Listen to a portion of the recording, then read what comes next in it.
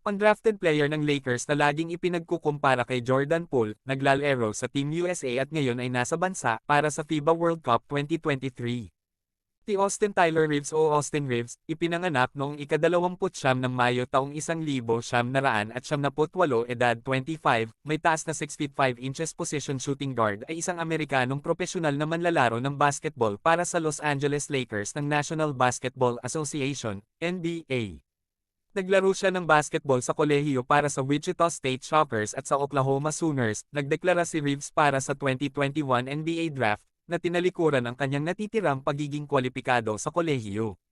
Hindi na-draft si Reeves sa 2021 NBA Draft matapos tumanggi na mapili sa ika-42 overall pick sa Detroit Pistons. Sa halip ay piniling pumirma ng two-way contract sa Los Angeles Lakers noong ika-3 ng Agosto, 2021, at noong September 27, 2021, siya ay pumirma sa isang